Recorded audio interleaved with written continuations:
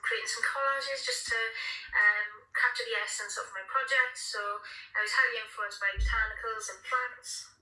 I began looking on Vogue for some inspiration. At this point, I was really inspired by like textures and quite earthy tones and autumnal tones. But my project did change later on.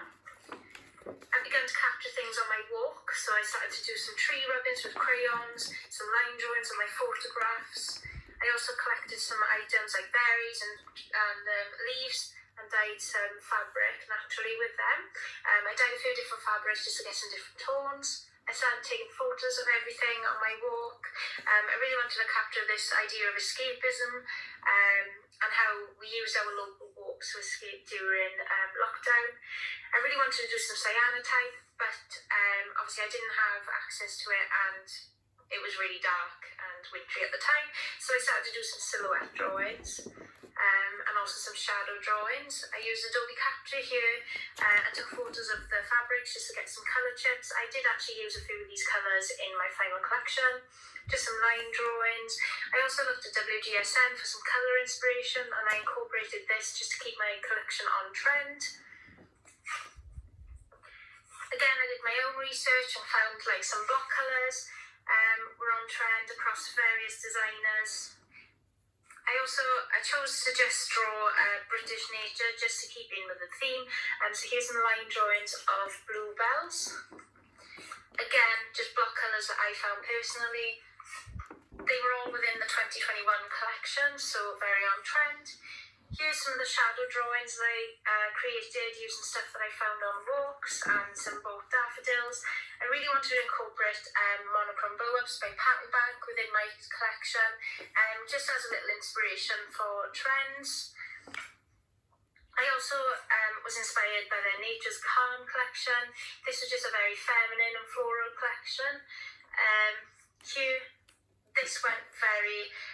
This was very relevant to that collection. I feel this was by Zimmerman, and this really inspired me to create quite a colourful collection in the end. So I changed my idea from the quite autumnal one at the start to quite a vibrant and feminine collection. So I started to create some gouache paintings and also some graphic-y line drawings. So these are all drawn by hand. They do look quite graphic, but that was the aim of it. I wanted to incorporate some graphic against these detailed gouache paintings. I also then used tracing paper to manipulate some of the paintings, just then I had more online.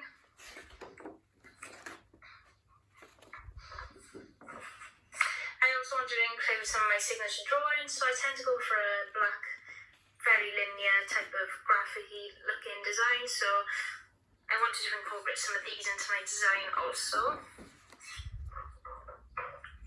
I also like the contrast between this quite linear and simple but quite detailed drawing against the block gouache painting.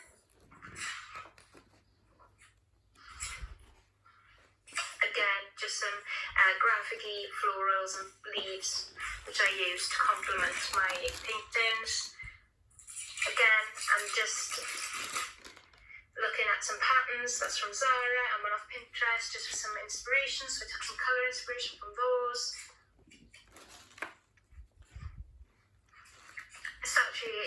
Once I had some designs, I started to create some collages just using my design and hand-dyed fabric.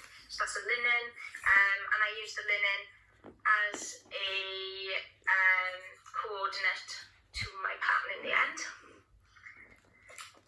Here I was really inspired by Dior's Resort. It's very like hand-drawn. I also made this connection to Liberty's fabric.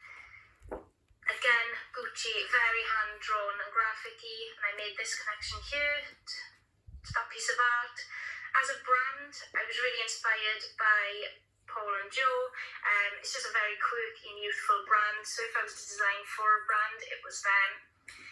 This was my main inspiration, Valentino, large scale, fluoro, digital, and also Richard Quinn, who is just a genius with florals, very large scale graphic-y florals. I was also inspired by the colours that they used, and also the material of their fabrics is quite luxurious.